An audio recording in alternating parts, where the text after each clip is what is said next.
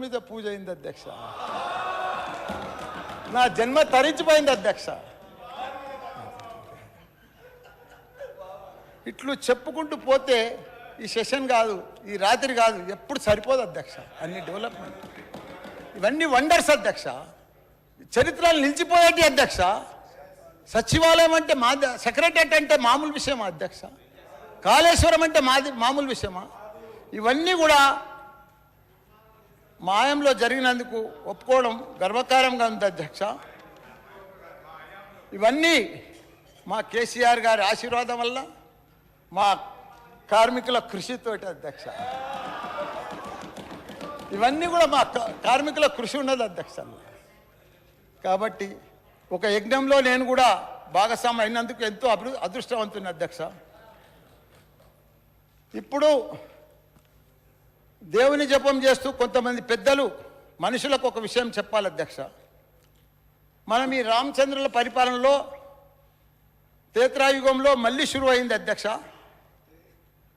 రామరాజ్యం అంటే ఇట్లుంటుంది అట్లుంటుంది అని వినడం అధ్యక్ష.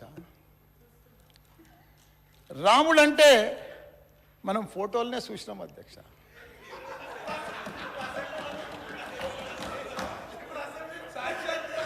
సాక్షాత్తు రామరాజ్యం అంటే అప్పుడు రాముడు ఏలిన రాజ్యం అని మనం విన్నాం అధ్యక్ష.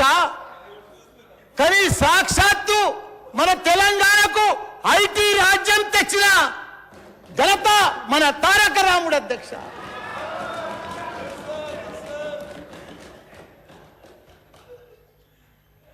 ఒకప్పుడు ఐటీ అంటే చాలా మట్టుకు మా సార్ అన్నీ నాకు కంప్లీట్ చేసేసాడు.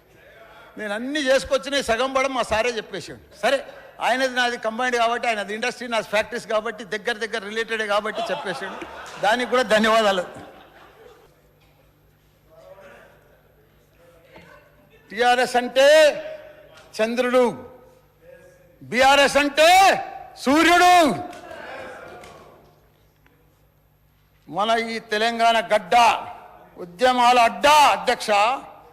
శాంతియుతంగా తెలంగాణ సాధించిన ఆ ఉద్యమ చంద్రుడే ఈనాడు సూర్యుడై ఒక గాంధీజీ లాగా, ఒక చగువేర లాగా, ఒక నెల్సన్ మండేలాగా, ఒక సుభాష్ చంద్ర బోస్ లాగా, ఒక భగత్ సింగ్ లాగా బయలుదేరాడు అధ్యక్ష. అప్పటి ఆ చల్లని చంద్రుడు ఆపడమే మీ వల్ల కాలేదు. అప్పటి ఆ చల్లని చంద్రుడినే ఆపడం మీ వల్ల కాలేదు. ఇప్పుడు ఈ మండుతున్న సూర్యుడిని ఆపగలరా? ఆయన కోపాన్ని మీరు చూడగలరా? చూసి తట్టుకోగలరా? కేసీఆర్ దెబ్బకు ఢిల్లీ అబ్బానాలే.